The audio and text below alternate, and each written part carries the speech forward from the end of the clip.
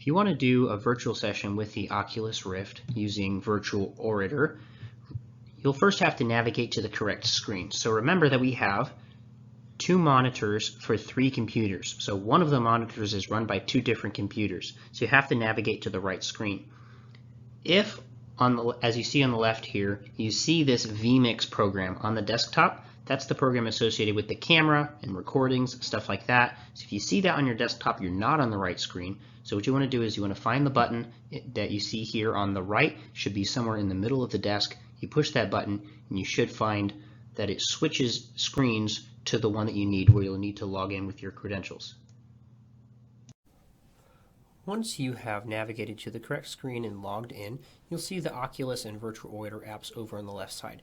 You want to go ahead and open up the Virtual Orator app. And you'll see this box open up, and I'm going to go ahead and go to full screen here.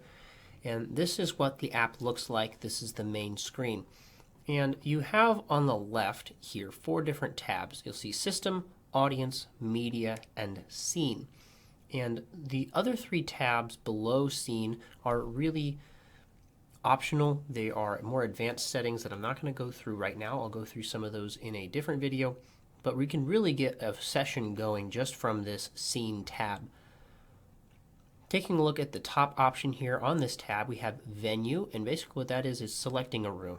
The basic option is this classroom with desk chairs, and that is a really good option for a lot of COM 114 students or similar type students. That's the one that they tend to like best. It's a really good option to go with.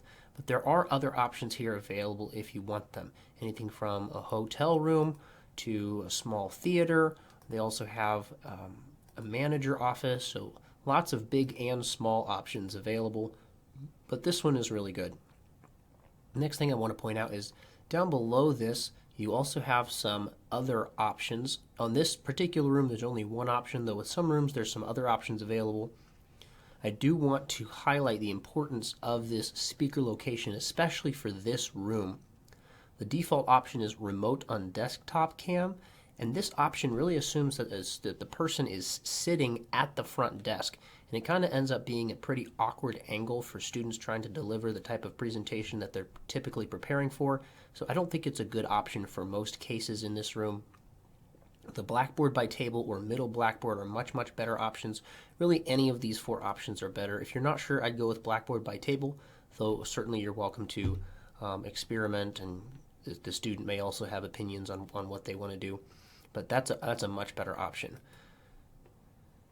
Down below you have audience size. So each room will have a maximum capacity for the venue, and you can select how full the room is, however you want to do it. And then you'll have these different difficulty settings, and basically what that is just how attentive the audience is. And if you feel like that's important, you can go ahead and do that. There's not a huge difference from setting to setting. If you want to try to set a hard limit on time for this, you can go ahead and do that. I don't find it super helpful. Again, with these audience zone styles, probably not something that you need to worry about. But really, from here, you go ahead and get the session started. So what you'll do is you will first get the student to have the headset on. Once you have the headset on properly, you can come up here and click this play button to actually launch the VR session. And what you'll see is this pop up here. It sometimes takes a minute. It'll say inviting audience. And then a moment later, it will give you an option to actually start the session. And you can either use the remote and press the start button on the remote controllers that we have, or you can just press the space bar to start the session. What you'll see is it'll start to get fuzzy, and then you'll see the classroom appear. It'll also be fuzzy, and it'll take a few seconds to clear up. I know a lot of students often comment on this, but they just wait a moment and it'll clear up. And you will notice that you, as the attendant, can actually watch as well. I have the headset on right now. I'm going to go ahead and make that bigger for you so you can see what I'm seeing. And this is really what the classroom looks like in this particular instance. And all these people are randomly generated. So if you did another session, you would see a slightly different group of people in the room. But this is really what it looks like. You can look all around the room, and they can deliver their presentation right from here. And you can move if you want to. Move around the room a little bit, backward and forward. You have the freedom to do that. Once you are finished with the session, often the student will simply take their headset off when they're done, and it kind of looks like that to you, but then you can simply X out of the session and it will close. When you're finished, they have some basic information. They have this eye contact performance thing, and it tells you kind of where the person was looking. The left and right, I think, tends to be fairly accurate, though I have experimented with the front and back, and it does not tend to be very accurate at all.